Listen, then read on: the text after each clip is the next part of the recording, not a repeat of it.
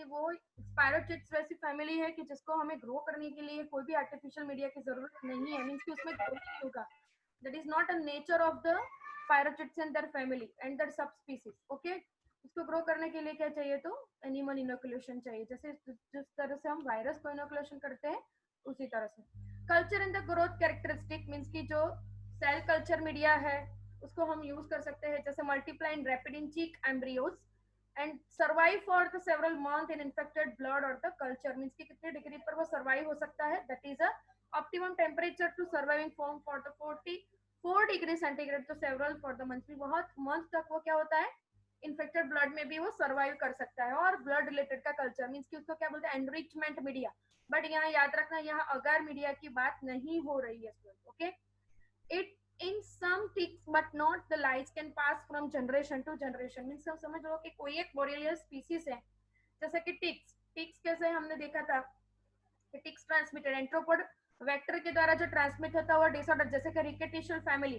तो वो जो टिक्स है उसमें बोरेलिया के कारण वो इन्फेक्टेड है और उसके कारण ह्यूमन बीइंग में इन्फेक्टेड हो रहा है. तो सभी टिक्स की स्पीसीज ऐसी नहीं होती है कि जो जनरेशन टू जनरेशन. अगर mother is contaminated with the ticks transmitted form, then it passes from to the children's via the placental supply.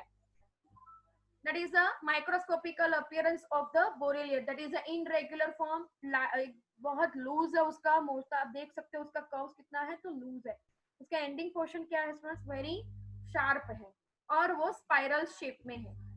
Antigenic structure, what are the antigenic structure students. तो हम देखते हैं एंटीजेनिक स्ट्रक्चर का variation. Structure has a variation in antigenic structure means कि उसका जो pathogenicity develop होने का जो स्ट्रक्चर है वो डिफरेंट है, वेरियस है. तो antigenic structure of the organisms change in the course of the single infections की जो एंटीजेनिक स्ट्रक्चर है, जो टाइप ऑफ ऑर्गेनिज्म है वो कोर्स को चेंज कर रहे हैं, सिंगल इन्फेक्शंस को चेंज कर सकता है. जैसे कि किस तरह से, तो produced antibody is produced initially act as a selective factor that permits the survivor only the antigenicity distinct the variants. And relapsing course of the disease appears to be due to the multiplication of such antigenic variants, antigenic which the host must develop a new antibody. अब देख रहे हो students कि relapsing course का reason क्या है, turn by turn. Episodic form of the disorder is due to multiplication of the variant means कि उसका mutation form. Variation antigenic variated form कब होगा, एंटीबॉडी की बात नहीं हो रही, एंटीजेनिक की बात हो रही है. तो मींस कि जितना टाइप ऑफ द उसका एंटीजेनेटिक स्ट्रक्चर चेंज होगा, मींस कि जेनेटिकली चेंजेस होगा तो फिनोटिपिकल इफेक्टिविटी ऑकरेंस होगी ही होगी. तो वो उसका वेरिएशंस के दौरान जो एंटीबॉडी डेवलप हो रही है वो एंटीजन के फॉलोइंग फैक्टर में, इन्फ्लुएंस फैक्टर में एंटीबॉडी डेवलप होगी, डिफरेंट टाइप ऑफ एंटीबॉडी. तो वो ये सेंटेंस का रीजन यही है कि डेवलप द न्यू एंटीबॉडी. तो जो type of antigenic structure develop करे उसमें अगर कोई म्यूटेजेनेसिटी फॉर्म डेवलप हुई तो उसके सामने हमारी एंटीबॉडी डिफरेंट डेवलप होगी. अल्टीमेटली रिकवर, कभी रिलेप्टिंग इवेंट बनेगी, कभी तो रिलेप्टिंग मींस की रिलैप्स होना, अगेन एंड अगेन होना, राइट. तो वो रिलेप्टिंग कब क्यों हुआ, बिकॉज पहले वाली ट्रीटमेंट हमने अकर कर ली है तो उससे ट्रीटमेंट अकर हो गया, अब दूसरी टाइम हो रहा है तो इसका रीजन क्या है, उससे वो रजिस्टर्ड भी है और प्लस नया type of the mutation characteristic is that. तो उससे टाइम पे हमारा बॉडी सिम्टोमेटिक फॉर्म करेगा ही करेगा students. Okay, ultimate recovery is associated with the presence of antibodies against the several antigenic variants. Ultimately means कि जो 10 relaptic fever means कि 10 type of the sub serotype mutagenicity develop है जो associate किसके कर रही है, एंटीबॉडीज उसके सामने variant type of antigenic variant के सामने देखने को मिलेगी. अब देखते हैं रिलैप्टिंग फीवर. तो रिलैप्टिंग फीवर क्या है, तो रिलैप्सेशन फीवर का मीन है हम हर एक को कि ये आप पढ़ोगे, एमएसएन में भी पढ़ सकते हो, सर्जरी पोर्शन में भी आएगा और सेकंड पैथोलॉजी में भी आप पढ़ोगे. तो फर्स्ट है रिलैप्सेशन फीवर. तो relapsation fever is caused by arthropodborne spirochetes of the genus Borrelia and clinically characterized by recent episodes of the fever and the septicemia. अब सुनो स्टूडेंट्स, ये अंडरस्टैंड करना बहुत जरूरी है, पैथोलॉजिकल लैंग्वेज है, माइक्रोबायोलॉजिकल इन्फेक्शन प्लस पैथोलॉजी, बस right. Systematic pathology की बात हो रही है यहाँ पे. तो आर्थ्रोपोड फैमिली कौन सी है, जो मॉस्किटोस द्वारा ट्रांसमिट हो रही है, जो वेक्टर द्वारा ट्रांसमिट हो रही है, that is called as what, arthropod borne disease. तो एक मैंने सेंटेंस यहाँ पे बताया कि टिक्स द्वारा ट्रांसमिट होता हुआ डिसीज. तो टिक्स द्वारा जो भी टाइप ऑफ द बोरेलियल इन्फेक्टेड है वो अगर हमें बाइट करे तो उसके कारण वो कैरेक्टराइज एपिसोडिक फॉर्म में वो ट्रांसफर होगा. और कौन कौन के टाइप ऑफ कैरेक्टरिस्टिक कॉज हो गए, तो फीवर और सेप्टिसेमिया मींस कि fever that is a minority form, then after convert into the septicemia, sepsis means कि बहुत last in necrotic tissues occur, बहुत ज्यादा gangrene that is last and the necrosis form start हो जाना means कि वो recovery portion part नहीं ले पाएगा, that is called as what is septicaemia. ये डिटेल में आप पढ़ोगे इन योर सेकंड ईयर में स्टूडेंट्स की what is called as the septicaemia, what is called as pus, what is called as the cell injury. तो उसमें ये कैसे फीवर कॉज्ड हो रहा है, उसके कारण किस तरह से सेप्टिसेमिया कॉज रहा है, मैंने यहाँ पे फिगर लिया है अफेक्टेड सिम्टोमेटिक कंडीशंस के लिए। तो ये अगर हमारा स्पाइरोचिस कंप्लीट हो गया है तो मैं आपको अब फिगर बताऊंगी कि कौन कौन सी कॉम्प्लिकेशंस क्रिएट होती है अगर स्पाइरोचिस इन्फेक्शन समय हमें टेक एक्शन नहीं लिया तो। अब टू टाइप्स ऑफ फॉर्म है रिलेप्टेरिंग फीवर का, तो फर्स्ट वन है epidermis fever and the endemic fever. तो एपिडर्मिस फीवर कहाँ है, तो transmitted by the Borrelia recurrentis that is another Borrelia subspecies. This is a more severe form of the disease that the endemic form, के जो endemic कौन किसको बोलते हैं और एपिडेमिक किसको बोलते हैं, तो मैंने आगे आपको बता दिया है स्टूडेंट पूरा डेफिनेशन को, तो आप समझ लेना एपिडर्मिस क्या है और एपिडेमिक क्या है। Epidermis that is related with the skin and epidemic that is caused what area में जहां वो एक कॉजिंग एक फैक्टर देखा गया है कि जो ट्रांसमिट करने के लिए बहुत सारी पॉपुलेशन में ट्रांसमिट करने के लिए इफेक्टेड है, that is called as what endemic means कि लास्ट जो कंप्लीट होने आया है और अभी तक कंप्लीट नहीं हुआ है, थोड़े थोड़े स्पीसीज अकर दे। और एपिडेमिक किसको बोलते हैं, epidermis, endemic and epidemic, right. तो तीनों तीन वर्ड का डिफरेंट मीनिंग है स्टूडेंट्स, जो याद रखना। अभी जो कोरोना वाइंटिंग चल रहा है that is called as what epidemic not epidermis, right. ये 1 मार्क्स के क्वेश्चंस पूछते हैं हर टाइम में। तो epidermis that is related with the skin and epidemic that is related with the disease transmitted in one of the area that is called as epidemic। याद रखना students, corona 19 हुआ है, फिर मलेरिया कॉज हुआ था बीच में, तो ये सब एपिडेमिक है। ओके, बोरेलियल फॉर्म पैथोलॉजी और पैथोजेनेसिस, तो उसका पैथोलॉजिकल फैक्टर क्या एक्चुअली में ये इतना डिटेल में नहीं है आपको पढ़ना, लेकिन यहाँ पे थोड़ा डिटेल में इसलिए लिया है कि आप अंडरस्टैंड कर पाओ कि B recurrent is cause the epidemic relapsing fever.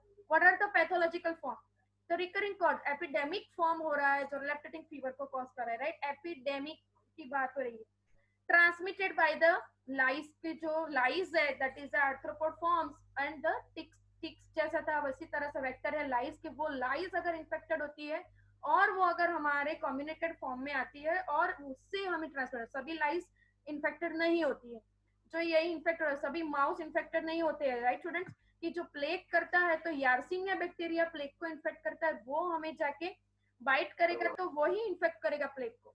सभी रेट हमें बाइट कर रहा है और वो हमें प्लेग कर रहा है ऐसा नहीं है, तो उसी तरह से जो लाइस इन्फेक्टेड है वही हमें ट्रांसमिट कर पाएगा, that is first pathology. Incubation period कितना है, तो 3 to 10 days है। Sudden onset of the high fever with the chills with high temperature for the 3 to 5 days. Severe headache, meningitis, arthralgias, and the lethargy, photophobia, and cough. That all are the pathological signs and symptoms students appear करेंगे 3 to 10 days के बाद. That is the incubation period.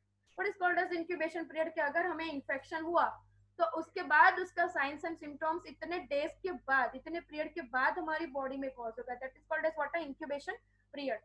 Sudden onset of the fever, sudden onset means कि क्या, अचानक से fever आ जाना, high fever हो जाना, फिर चिल्स होना, जैसे मलेरिया के कंडीशंस में होता है, प्रोटोजोल फॉर्म में हमने डिटेल में स्टडी किया था, right students. Borrelial in a blood relapsing nature due to the antigenic variants. अब यहाँ पे हमने एंटीजेनिक रिलेप्टेटिंग फॉर्म पूरा डिटेल में पढ़ाया। तो relapsing form that is a main signs and symptom, that is a specifically typically signs and symptoms of the Borrelial species infection, कि जिस तरह से एक बार रिलेप्टेटिंग क्यों हुआ, तो एक बार इन्फेक्शन हो गया, उसके बाद फिर से क्यों स्टार्ट हुआ, बिकॉज नया स्पीसीज उसमें आया, इसके कारण नया एंटीबॉडी फॉर्म हमारी बॉडी में हुआ। Febrile period of the 4 to 10 days followed by the sand attack and a clinical skin rash of the 1 to 2 days. Durations are common at the end of the primary febrile episodes. 3 to 10 recurrence of the diminishing severity. 3 to 10 recurrence means कि जितना severity form हो रही है 3 to 10 times. कौन सा episodic form of the chills और the fever 3 to 10 times severity cause करेगी। कितने type of disease हमेशा ही 3 types में ही होता है।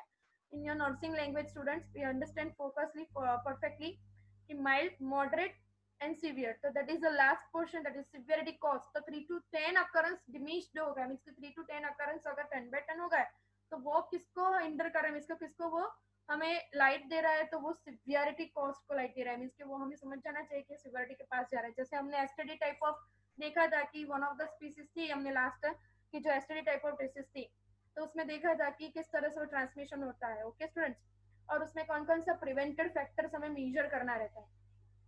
Attack are probably terminated by agglutination antibodies and lytic effect, means कि जो अटैक probably हो रहा है agglutinated antibodies को क्या कर रहा है, क्लम्प कर देगा, मीन्स कि इसको डिस्ट्रॉय, एग्लूटिनेट फॉर्म, तो उसका सिक्रेशन पैथोलॉजिकल फॉर्म इतना हायर है, उसका जो डबलिंग पोर्शन इतना इन्फेक्शन बढ़ गया, हमारी एंटीबॉडी उसके सामने अकड़ नहीं कर पाएगी। याद रखना, एक एंटीजन के सामने हमारी नेचुरल इम्यूनिटी कितना एंटीबॉडी प्रोडक्टिविटी कर रही है, तो 3, एक एंटीजन के सामने 3 एंटीबॉडी को डेवलप करिए। और लाइटिक इफेक्ट मींस की डिस्ट्रॉय, लाइटिक हो जाना मींस की ब्रेक डाउन कर देना स्मॉल स्मॉल पीसेस में, ब्लास्ट कर देना ऐसा वर्ड यूज नहीं करना है। यहाँ पे लाइटिक इफेक्ट कर रहे हैं तो लाइटिक फॉर्म ही लिखना है, लाइट कर देना, लाइस कर देना। The duration and integrity of the symptom progressively decrease with each of the episode. Integrated symptom progressively बढ़ेगा, decrease the episodic form. डायग्नोस्ट कैसे करेंगे, तो ऑब्वियसली कोई भी type of the effectivity form हमें 3 ही टाइप में हमें आइडेंटिफाइड करना है। हम सबसे पहले उसका मॉर्फोलॉजिकल कैरेक्टर को आइडेंटिफाइड करेंगे, कल्चर करेंगे एंड बायोकेमिकल रिएक्शन करेंगे, जो कंफर्म हमें पता चल जाएगा कौन से स्पीसीज है। अब हम बात करते हैं तो माइक्रोस्कोपी का यूज करेंगे मॉर्फोलॉजिकल कैरेक्टर को आइडेंटिफाइड करने के लिए, कल्चर को रिप्रेजेंट करेंगे, कॉलोनिकल कैरेक्टर्स को आइडेंटिफाइड करेंगे, और बायोकेमिकल टेस्ट हम आइडेंटिफाइड करेंगे उसका स्पेसिफिक सीरोटाइप्स और स्पेसिफिक सीक्वेंस को देखने के लिए, और टॉक्सिकल फॉर्म के कौन सी स्पीसीज परफेक्टली है वो कंफर्मेशन देता है। अदरवाइज कोई भी स्पीसीज हो तो कल्चरल फॉर्म में उतनी कॉलोनीज तो दे रही है, वो जेनेटिकली फॉर्म से दे रही है। माइक्रोस्कोपी दे रही है तो आउटर अपीयरेंसेस सिर्फ देख रही है, जैसे कि anatomical features of the bacteria, anatomical features of the micro organism, तो उससे कोई इतना होता नहीं है, इतना पता चल जाए कि स्पायरोचिट्स की स्पीसीज है, स्पायरोचिट्स फैमिली से बिलोंग कर रहा है, बट इतना पता नहीं चलता कि बोरेलिया स्पीसीज है, लेप्टोस्पायरो स्पीसीज है, राइट। तो वो हमें आइडेंटिफाइड करने के लिए बायोकेमिकल टेस्ट करना रहता है। तो फर्स्ट देखते हैं माइक्रोस्कोपी। तो फर्स्ट माइक्रोस्कोपी में कौन सा हम सीन यूज करेंगे, तो ब्लड टेकन ड्यूरिंग, तो मटेरियलिस्टिक कौन सा यूज करना है, तो हमें ब्लड यूज करना है during the febrile episodic form of the smear, और एनिमल इंक्यूबेशन, इनोकुलेशन करना है एनिमल में। आपको पता ही था कि जो स्पायरोचिट्स है ये अनदर मॉर्फोलॉजिकल ग्रुप है कि जो कभी भी आर्टिफिशियल में ग्रो नहीं होता, आर्टिफिशियल मीडिया में उसको ग्रो होने के लिए लाइविंग फैक्टर, तो इसीलिए यहाँ पे एनिमल इनोकुलेशन का यूज किया। उसमें से थिक एंड थीन स्मीयर का यूज कर रहे हैं, वेट स्टेन का यूज करेंगे, large loosely coiled spirochetes morphological characters में वो अपीयर करेंगे। The second one is animal inoculations, intraperitoneal inoculations of the white mice of और यंग रेड स्टेन। अब आपको पता चल जाना चाहिए कि रोडेंटिया फैमिली से बिलोंग, रोडेंटिया मींस की जो एनिमल एक्सपेरिमेंट के लिए लेबोरेटरी में यूज किया जाता है उसको क्या बोलते हैं, रोडेंटियल फैमिली। तो ये कौन कौन सी स्पीसीज यूज की गई है और कहाँ पे है, क्यों यूज किया जाता है, वो मैंने वायरस के टाइम भी आपको अंडरस्टैंड करवाया था, और यस्टरडे के बिफोर यस्टरडे भी मैंने बताया था कि रोडेंटिया जब हमने पढ़ा था कि क्यों उसको यूज किया जाता है, क्यों उसको लेबोरेटरी, तो खाली ओनली लेबोरेटरिकल आइडेंटिफिकेशन के लिए, इफेक्टिविटी को चेक करने के लिए नहीं, but some type of the vaccination को डेवलप करने के लिए भी हमें एनिमल कल्चर का यूज करना बहुत जरूरी रहता है students, right. Culture grow on the Fletcher's semi-solid media. Cultures are rarely performed in the most clinical lab because the media are not readily available and the organism grows slowly on them because their incubation period is 3 to 10 days. That is very higher. Right bacteria में सबसे ज्यादा किसका higher rate था, तो Mycobacterium का, जिसका rate था 18 hours. Virus में सबसे को वायरस का रिप्रोडक्टिव फॉर्म कितना है, उसका लाइविंग फैक्टर ओनली 20 सेकंड है, राइट। तो वो 20 सेकंड तक ही वो लाइव रहता है, तो उसका सबसे कम है। उसी तरह से ये जो लेप्टोस्पायरा के स्पायरोचिट्स फैमिली का इंक्यूबेशन पीरियड अराउंड कितना है, तो 3 to 10 डेज का अराउंड है इंक्यूबेशन पीरियड, जो ग्रो होने में बहुत टाइम लग जाता है। से ये माइक्रोस्कोपिकल अपीयरेंस है, आप देख सकते हो कि माइक्रोस्कोप में ये अपीयरेंस हमने देखा था कि एक जो लेप्टोस्पायरा बोरेलिया का देखा था, लेप्टोस्पायरा की माइक्रोस्कोपिकल स्लाइड देखी थी, तो ये हम बोरेलिया की स्लाइड अभी देख रहे हैं कि यहाँ देखो लूज टाइप ऑफ द उसके कर्व्स है और स्टेनिंग हुआ है, तो ये स्पाइरल बेस पे है, यहाँ भी इस तरह से देखने को मिला, तो that is a blood smear में से बोरेलिया स्पीसीज का हमें माइक्रोस्कोपी किया है। बोरेलिया की ट्रीटमेंट क्या है, तो relapsing fever has been successfully treated with tetracycline erythromycin and the penicillium. उसका ट्रीटमेंट क्या, एंटीबायोटिक ट्रीटमेंट आप सेकंड ईयर में सभी टाइप ऑफ ड्रग्स का इंटरप्रेटेड फॉर्म डिटेल में पढ़ोगे, लेकिन यहाँ आपको एंटीबायोटिक कौन सा यूज करना है अब देख लेते हैं, राइट। ओनली किसमें एंटीबायोटिक फॉर्म यूज नहीं होता, तो only virus always treated with the vaccine and another species always treated with the obviously antibiotic students। तो याद रखना, हमने केमोथेरेपिकल एजेंट स्टडी कर लिया है, तो आपको उससे पता चलना चाहिए कि क्लासिफिकेशन ऑफ द एंटीबायोटिक क्या काम करता है और कितने हैं। Mortality of the treated if the RF rheumatic fever is less than 5% and mortality of the untreated RF is up to the 40%। that is etiological factor दिया है कि कितना prevalence factor है कि ये कितना appearance देखा है, तो mortality rate RF में कितना है तो less than 5% और mortality rate untreated में RF कितना है तो 40%। नेक्स्ट देखते हैं epidemiology and the control। तो RF occurs throughout the world, rheumatic fever throughout the world occur है epidemiological form में। तो distributions of the epidemiological RF is largely determined by the socio-economic and ecological factors, whereas distribution of the governed by the biology of the ticks means कि जो ticks द्वारा transmit, अभी भी बात किया गया कि कोई कोई स्पीसीज है जो टिक्स ट्रांसमिटेड जो बोरेलिया का ट्रांसफर करी है, तो ये एपिडेमियोलॉजिकल फॉर्म के द्वारा जो बताया गया है कि जो टिक्स द्वारा ट्रांसमिट फॉर्म है जो रूमेटिक फीवर को कॉज कर रहा है, तो सोशियो इकोनॉमिकल और इकोलॉजिकल फैक्टर्स में से ट्रांसमिट हो रहा है। और सोशियो इकोनॉमिक और इकोलॉजिकल फैक्टर क्या है वो डिटेल में हमने आगे पढ़ा है कि किस तरह से वो ट्रांसमिट, जैसे कि हम बात के कम्युनिकेबल नॉन कम्युनिकेबल का आपने पढ़ा होगा first lecture of the microbiology में। कम्युनिकेबल डिसऑर्डर्स होने का मेन रीजन क्या है, तो ओवर पॉपुलेशन, क्राउडनेस, अर्बन स्लम, तो ये सोशियो इकोनॉमिक हाइजीननेस, तो ये सभी उसका फैक्टर है। रोमेटिक फीवर किसके कारण होता है, तो जो मसल फ्लोटे फॉर्म है हार्ट के उसमें जाके मायोकार्डियल इन्फेक्शंस कॉज होता है due to of the microbiological infections, bacteriological infections. इसमें भी सबसे ज्यादा इन्फेक्शन बैक्टीरिया का कौन सा है, streptococcal species. For endemic RF small mammals, rodents and ticks are the main reservoir। reservoir means के होस्ट है कि जो RF करने का कॉस्ट कर रहा है।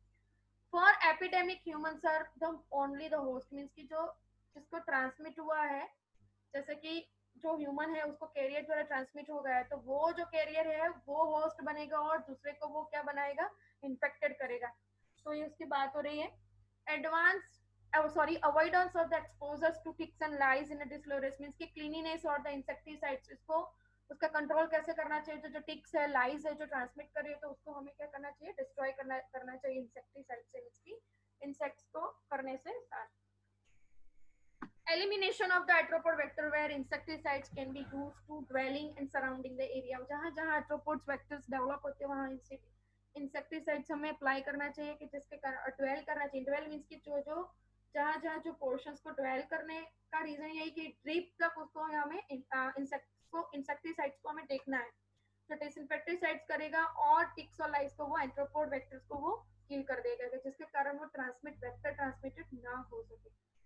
Good personal hygiene, deleterious procedure, obviously the good personal hygiene is the best option and the vaccine are not available now। it's attenuated vaccine is applied here, but यहाँ पे कोई भी टाइप ऑफ वैक्सीन अभी तक applied नहीं की गई है, राइट, मीन्स की बनाई गई नहीं है। The second one is a Lyme disease, तो caused by Borrelia burgdorferi, transmitted by the ticks। Ticks जो ट्रांसमिट हो रहा है जिसको क्या बोलते हैं, लाइम कॉजिंग फैक्टर, की जो टिक्स जो डबलिंग फैक्टर हो रही है, मल्टीप्लिकेशन उसमें हो रही है और फिर उसके कारण लार्वेजिस कंडीशन से वो ट्रांसमिट हो रहा है, that is called as what, ticks transmitted disease. तो टिक्स द्वारा ट्रांसमिट हो रही है तो वो साइकिल को क्या बोलेंगे, लाइम साइकिल, जो आगे लिया गया है मैं बताऊंगी आपको।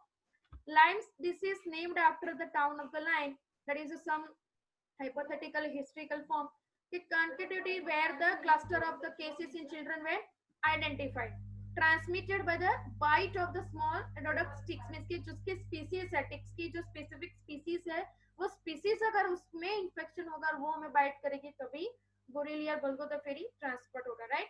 कैरेक्टराइज्ड कौन कौन सी है, साइंस एंड सिम्टम्स कौन कौन से है, तो स्किन लीजन्स है, flu like symptoms, arthritis and एल्फ्लेजिया जो कॉज्ड हो रहा है साइंस एंड सिम्टम्स में बोरेलिया बर्गोदोफेरी का इंफेक्शन अगर टिक्स के कारण ट्रांसमिट हो रहा है तो। मॉर्फोलॉजी क्या है उसकी, बर्गोदोफेरी की अनदर स्पीसीज, तो स्पाइरल ऑर्गेनिज्म 20 to 30 माइक्रोमीटर उसका लेंथ, वेट इनटू 0.2 to 0.3 उसका माइक्रोमीटर, मींस की वेट और लेंथ उसकी है ये। Distance between the turns means की जो ये इसकी स्पेसिफिसिटी है। स्पायरोचिड्स फैमिली हम स्टडी कर रहे हैं तो उसके कर्व्स का जो भी डायमीटर फॉर्म है, डिस्टेंस है वन कर्व से दूसरा कर्व उसमें डिफरेंट है, तो वो सभी स्पीसीज के द्वारा डिफरेंट करेगा, तभी तो स्पीसीज चेंज होगी। तो इसमें कितने टर्न्स है, तो 2 to 4 टर्न्स। वो कैसा है, high motile with 7 to 11 endoflagellate, means के कितने एंडोफ्लैजेलेट एज है 7 to 11 approximately, stained with the alanine dyes and the silver impurgations and grows well in complex liquid medium। उसकी मॉर्फोलॉजिकल कैरेक्टर द्वारा कौन सा स्टेन यूज होगा, कितना मोटालिटी फॉर्म है, कितने टर्न्स है, और कौन से मीडियम में वो ग्रो होगा। First pathogenesis of the and the clinical findings. तो ट्रांसमिशन कहाँ से हो रहा है, तो infection of the organisms into the ticks by the saliva और regulations of the ticks mid gut content. तो कहाँ से हो रहा है, तो ट्रांसमिशन ऑब्वियसली टिक्स है तो वो बाइट करेगा, तो उसके लार्वेज मींस कि उसके सलाइवा पोर्शन से ट्रांसमिट है, जैसे कि हमने मॉस्किटोज का देखा था। आज भी लास्ट में स्टूडेंट्स ये उसका स्पाइरोचिस का क्लिनिकल फाइंडिंग्स का पेशेंट्स का हम पिक्चर्स देखेंगे, ओरिजिनल पिक्चर्स, एंड अनदर हम एलाइजा का एक वीडियो देखेंगे animated. Okay, this is the systemic illness that may begin the appearance of red skin lesions called as what, erythroma, ECM, because the lesion expand in a circular manner, means कि एक ही expands means हो रहा है एक round figurative form में हो रहा है, जो टिक्स से ट्रांसमिट हो रहा है। जैसे कि हमने बात किया था रॉकी माउंटेन स्पॉटेड फीवर, जो रिकेटिशियल ट्रांसमिटर फॉर्म है, पूरे बॉडी पे कैसे हो जाएंगे, red red haemorrhagic form, means की स्मॉल स्मॉल मीजल्स जैसे पोर्शन बन जाएगा, दैट इज अ स्पेसिफिसिटी। तो उसी तरह से राउंडिंग फॉर्म बनाएगा, उसका मार्जिन राउंड फॉर्म होगा अगर उसके कारण इन्फेक्टेड हो रहा है तो, that is a typical systematic form. Typical signs and symptoms appears on the skin, produce characteristic skin lesions, produce क्या करे, कैरेक्टरिस्टिक स्किन, एक स्पेसिफिक टिपिकल स्किन लीजन्स बनाएगा। स्किन लीजन्स बनाना मींस की स्किन पे ऊपर अपीयरेंस बने, एक डिफेक्टिव फॉर्म अपीयरेंस करना due to of the infection. Migration through the blood and lymph to the rest of the body, means की माइग्रेट होना मींस की ब्लड द्वारा लिम्फ द्वारा पूरी बॉडी में वो ट्रांसमिट हो सकता है, लेकिन कौन के कारण, लिम्फ नोड और ब्लड के कारण। दे आर अर्ली मैनिफेस्टेशन, तो there are early manifestation, depending early manifestation dependent factor कौन कौन से अगर अर्ली हमें आइडिया आ जाए तो, फर्स्ट है स्टार्टिंग लीजन्स, कौन कौन से है, तो skin lesions 3 to 4 weeks after the tick bite and flu like the illness, flu जैसा इलनेस फील होगा, और स्किन लीजन्स कितने टाइम में अकरेंस होगा, तो 3 to 4 week में। लेट मैनिफेस्टेशंस कितना है, तो week to the month, means के लेट मैनिफेस्टेशन ऑनसेट। आगे फर्स्ट लेक्चर जब हमने स्पाइरोचिट्स का स्टार्ट किया था तब मैंने आपको बताया था वीक से लेके मंथ तक उसका अपीयरेंस रहता है, तो वीक टू द मंथ उसका late manifestation, long time of the proliferating manifestation is there. Arthralgia, arthritis, meningitis, facial epilepsy and the cardiac disease, that is a late manifestation। जितना late manifestation होगा उतना ही chronic form होगा, chronic होगा तो severity को cost करेगा। Late manifestations mostly to the years, means कि जब लास्ट बहुत ज्यादातर इन्फेक्टेड डीपली इन्फेक्टेड फॉर्म होता है तो वो मंथ से ईयर तक का उसका खुद का इंक्यूबेटेड पीरियड हो जाता है, जैसे कि chronic skin lesions, nervous systems और द जॉइंट इन्वॉल्वमेंट, किसको वो ज्वाइन करता है, नर्वस सिस्टम को, जॉइंट इन्वॉल्वमेंट को। ये एक लाइम डिसीज का एक पूरा साइकिल दिया गया, यहाँ देख सकते हो स्टूडेंट्स कि ये अनइन्फेक्टेड 6 लेग्ड मींस कि अनइन्फेक्टेड है। उसके बाद ये साइज ऑफ द टिक्स यहाँ बताई गई है पिक्चर्स में। लार्वेज फॉर्म, कहाँ से लार्वेज फॉर्म हुआ, लार्वेज होना मींस कि उसका एगिंग फॉर्म होना, तो कहाँ से हो रहा है, तो वो माउस से हो रहा है। माउस कौन कौन से कम्युनिकेबल फॉर्म में आ रहे हैं, तो जैसे कि हम देखते हैं प्लांट है या फिर कोई अनदर फैक्टर है, फूड है, कोई भी फैक्टर में वो आ सकता है, तो माउस के द्वारा मींस कि जो रैट फॉर्म है, यहाँ पे माउस इसीलिए बोल रहे हैं, रैना टाइग्रीना भी बोल सकते हैं स्टूडेंट्स, जो इसके कारण भी हो सकता है, जैसे कि फ्रॉग है, रैट है, माइस है, ये सभी उसके क्या है, हमने बताया था रोडेंटियल एनिमल है, तो ये किसके कारण लिया गया, क्योंकि रिसर्वियस फैक्टर बन रहे हैं, तो इसमें जाके वो डबलिंग फॉर्म होगा, वहां से वो प्लांटिंग फॉर्म में ट्रांसफर होगा, वहां से दूसरी टिक्स को वो ट्रांसफर करेगी और वो हमारी बॉडी में आएगा, मींस की ह्यूमन बॉडी को बाइट करेगा। ह्यूमन बॉडी को बाइट करने से क्या होगा, उसमें लार्वेज फॉर्म होगा और टिक्स का यहाँ पे लाइटिक फॉर्म मींस की जो डबलिंग फॉर्म होता है वो यहाँ पे स्टार्ट होगा। यहाँ पे नीचे फिगर दिया गया है माइक्रोस्कोपी के कारण आप समझ सकते हो। तो ये पूरा एक लाइफ साइकिल है लाइम डिसीज के कारण जो ट्रांसमिट होता है टिक्स के कारण स्टूडेंट्स। ओके, डायग्नोस्ड हम कैसे करेंगे, तो clinically unique skin lesions, laboratory blood, CSF and the joint fluid. अब ये ब्लड है that is the mild form में है, CSF and the joint fluid, cerebrospinal fluid और द जॉइंट फ्लूइड जब सीवियर कि जब लॉन्ग टर्म का क्रोनिक इन्फेक्शन कोज होता है तभी हम CSF ऑफ जॉइंट फ्लूइड को हम एस्पिरेट करेंगे और वहां से हम आइडेंटिफाइड करेंगे कौन टाइप ऑफ का infection is there. Cultures take the 6 to 8 week, culture को ग्रो करने के कितना टाइम लगता है, तो 6 to 8 week. Molecular probe using the PCR in the rapid sensitive and specific. Molecular probe क्यों यूज करना है, पीसीआर को क्यों यूज करना है, बिकॉज द पोर्शन होता है जो एंटीजन एंटीबॉडी के द्वारा हमें आइडेंटिफाइड करना है। समझ लो, ये थोड़ा कॉन्सेप्ट समझना जरूरी है स्टूडेंट्स की। Molecular probe using for the PCR means कि प्रोब का रीजन क्या है, सबसे पहले तो मॉलिक्यूलर का मीनिंग क्या है, एक तो डीएनए और आरएनए रिलेटेड का एक्टिवेटेड फॉर्म है, that is called as what, molecular. Probe का रीजन क्या है, शॉर्ट न्यूक्लियोटाइड सीक्वेंस को हम क्या बोलते हैं, प्रोब। बस उसके बोथ द एंडिंग, जो एंडिंग पोर्शन उसमें हमने आइसोटाइप्स लगाए हुए और जेनेटिक मार्कर लगाए हुए। अब मार्कर की बात तो पता ही है, तो उससे फॉलो करेगा और जो सीक्वेंस है उसके जाके वो अटैच करेगा और फ्लोरोस्पार करेगा रेडियो आइसोटाइप के कारण। तो वो टाइप ऑफ द पीसीआर हमने यूज किया है। वो पीसीआर को क्या बोलते हैं, fluorescence type of the PCR, right students. हमारा 40 मिनट का ये जो लाइन था वो कंप्लीट होने आया स्टूडेंट्स। तो ये फिर से यही लिंक को आप ओपन कर देना, तो ये हमारा लेक्चर 9:30 तक कंप्लीट हो सके। तो वो पीसीआर का हमने यूज किया, फ्लोरोसेंस पीसीआर को यूज किया। अब पीसीआर का यूज क्यों आया, सबसे पहले क्वेश्चन तो वो है क्योंकि वो डबल करने के लिए अप्लाई हो रहा है। तो जो टाइप ऑफ, जैसे कि हमने जो रिक्वायर्ड सैंपल लिए हैं लेबोरेटरी फाइंडिंग्स के, पैथोलॉजी के, वो सैंपल्स में जो मटेरियलिस्टिक है उसको हमने जो आइडेंटिफिकेशन के लिए जो अप्लाइशन किट ली है, जैसे कि एलाइजा लिया, तो वो किट में एंटीजेनेसिटी को भी एंटीबॉडी के साथ एंजाइम की प्रेजेंस में बाइंड होने के लिए एक स्पेसिफिक मटेरियल चाहिए। अगर उसमें से इतना मटेरियल नहीं मिल रहा है तो उसके कारण हमें स्पेसिफिक पीसीआर का अप्लाइशन करना है स्टूडेंट्स। और पीसीआर करने के बाद डायरेक्ट आप इलेक्ट्रोफोरेसिस भी कर सकते हो कि जिसके कारण स्पेसिफिक आप सेपरेशन मॉलिक्यूलर वेट के हिसाब से कर सकते हो। उसके कारण हमें फ्लोरोसेंस बेस्ड पीसीआर का यूज करते हैं, जैसे very rapid, sensitive and very specific है। रैपिड है, सेंसिटिव और स्पेसिफिक है। Serology using the immunofluorescence and the ELISA. इसकी सीरोलॉजी किसके, तो एंटीजन एंटीबॉडी फॉर्म है जो इम्यूनोफ्लोरोसेंस हम यूज कर सकते हैं, और एलाइजा एंजाइम लिंक्ड इम्यूनोसॉर्बेंट एसे, जो आज हमें ये उसका वीडियो देखना है। ऑलरेडी आप लोगों ने आगे बायोकेमिस्ट्री में भी पढ़ लिया होगा कि what is the role of the ELISA. तो एंजाइम्स के द्वारा एंटीजन एंटीबॉडी का अपीयरेंस होगा, that is called as what, ELISA. But कौन सा सीरोलॉजिकल फॉर्म हम यूज करें, इम्यूनोफ्लोरोसेंस के, जो क्या करेगा, स्पार्क फॉर्म करेगा। तो वो उसका लेबोरेटरिकल फाइंडिंग होगा। ट्रीटमेंट क्या है, तो early diagnosis and the late diagnosis. तो अर्ली डायग्नोसिस डॉक्सीसाइक्लिन और amoxicillin 20 to 30 days and the late disease सेंट्रीफ्यूगजासाइन। तो लेट डिसीज में हम यूज कर सकते हैं। अर्ली डिसीज में क्या होगा, वीक टू द मंथ, और लेट डिसीज में month to the year. epidemiology and prevention. What are the epidemiology and prevention? तो transmission small ticks है, reservoirs कौन सा है, तो mice है, deer है, they are the main reservoirs of the transmission of the borrelial species. Prevention is by avoidance or exposures of the ticks. Prevention क्या है उसका, avoidance means कि ticks और lice को हमें avoid करना है, insecticides को हमें apply करना है, so that is all are the epidemiological preventive factor. Next species हम देखते हैं Leptospira. लेप्टोस्पाइरा की मॉर्फोलॉजी क्या है, तो टाइट कोल्ड मींस कि इसका कोलिंग फॉर्म कैसा है, वेरी टाइट है, थीन है, थीन, फ्लेक्सिबल मींस कि उसका जो अपीयरेंस है बहुत थीन है, फ्लेक्सिबल मींस कि स्पायरोटिड्स कैसा है, फ्लेक्सिबल है, 5 to 10 माइक्रोमीटर लॉन्ग है, with very fine spiral 0.1 to 0.2 micrometer in a wide.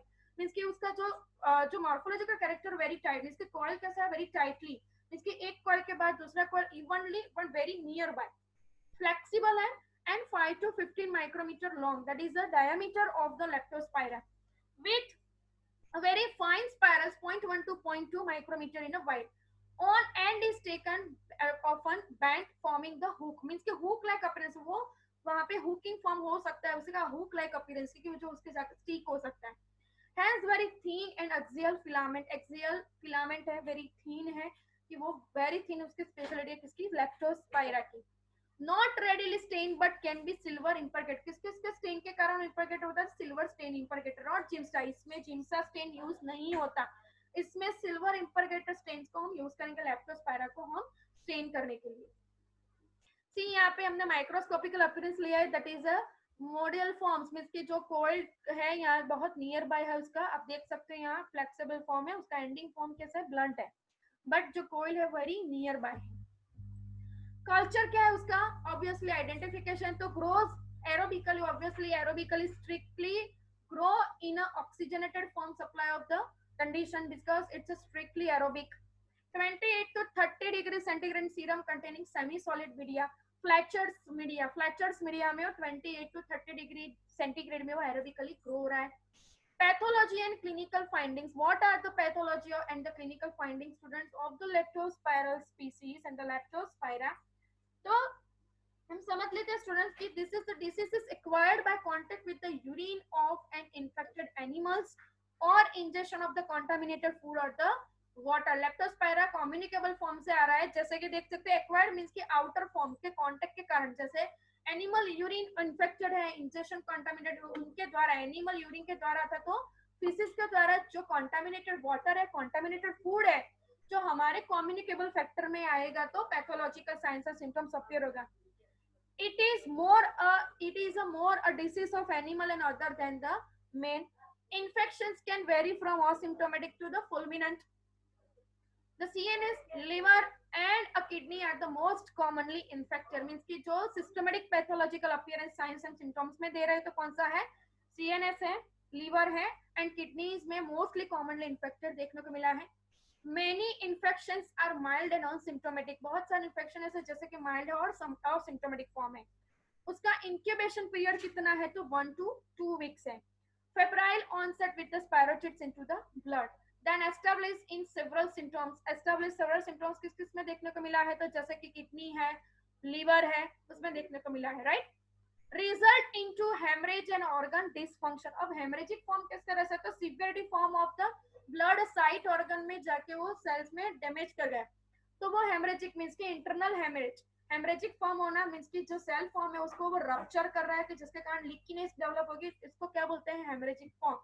और अदर ऑर्गन डिसफंक्शन, और अदर ऑर्गन को क्या करेगा, प्रॉपर डिसफंक्शनरी फॉर्म, उसका जो भी सिस्टमेटिक फॉर्म हो रहा है, जो वो फिजियोलॉजिकल फॉर्म है, वो फंक्शन प्रॉपर से नहीं कर पाएगा, that is called as what, a dysfunction. aseptic meningitis can occur, aseptic form meningitis caused occur। Diagnosis क्या है उसका, तो specimen, blood, CSF, tissue and the urine, जो उसका जो हमने क्लिनिकल पैथोलॉजिकल स्पेसिमेन लिया है।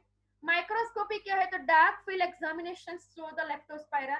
तो डार्क फील्ड क्यों, तो इसके लिए हमने स्टेनिंग के लिए ल्यूमिसन, फ्लोरोसन ल्यूमिसन स्टेन यूज किया है, तो जो लेप्टोस्पाइरा का प्रॉपर्ली अकर्ड करके बताएगा। माइक्रोस्कोपी कौन सा यूज किया, फ्लोरोसेंस माइक्रोस्कोप यूज किया, बिकॉज इसमें रेडियो आइसोटोप्स का यूज किया, जिसके लिए फ्लोरोसेंस माइक्रोस्कोप से ही हम रेडियो आइसोटोप्स का अपीयरेंस कर सकते हैं, देख सकते हैं। स्टूडेंट्स आपको पता ही है डार्क फील्ड माइक्रोस्कोप में कोई लाइटनिंग फॉर्म होता नहीं है, जिसके कारण फ्लोरोस्पार हम डार्क फील्ड माइक्रोस्कोप में सबसे अच्छे से देख सकते हैं। कल्चर इन फ्लैचर्स मीडियम, तो फ्लैचर्स में स्लो ग्रोथ 8 वीक तक है, और एनिमल इनोकुलेशंस में देखने को मिलता है, मींस की जैसे कि सेंसिटिविटी टेस्टिंग इंट्रापेरिटोनियल इन यंग हैमस्टर, गिनी पिग। अब हैमस्टर किसको बोलते हैं, तो हमने रोडेंटिया फॉर्म में हैमस्टर देखा था कि hamster that is a rodential animal, और गिनी पिग, वो सबसे ज्यादा गिनी पिग रॉबर्ट कोच ने यूज किया था, जो गिनी पिग कि जिसमें वाइल्ड टाइप अपीयरेंस होगा, कि जो transmit infected form of the mouse के जो मटेरियल से वो दूसरे में ट्रांसफर किया था, तो गिनी पिग में भी देखने को मिला। Demonstrate the Leptospira in peritoneal fluid, death in 8 to 14 days with the hemorrhagic lesion into the organ। Serological for agglutination antibody in EIA, very sensitive but hazardous। क्या है, very sensitive है but बहुत ज्यादा hazardous है। because क्यों hazardous है, उसका reason यही है कि immunofluorescence materialistic is observe, due to this reason वो कार्सिनोजेनिक है, इसीलिए वो hazardous है।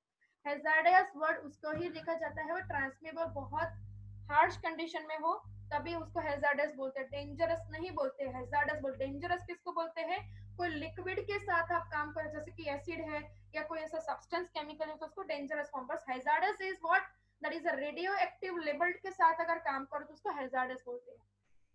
ट्रीटमेंट क्या है, तो mild form oral tetracycline, ampicillin, amoxicillin, that all are the antibiotic doses is moderate and severe के लिए intravenous penicillin means की injectable इंट्रावेनियस पेनिसिलिन का यूज करेंगे।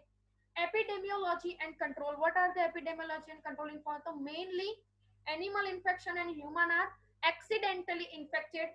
एनिमल्स द्वारा जो एक्सीडेंटली फॉर्म मींस की एनिमल फीसिस और उसके द्वारा ट्रांसमिशन है, तो ऑब्वियसली उसके द्वारा ही ट्रांसमिट होगा, that is called as what, human are accidentally infected.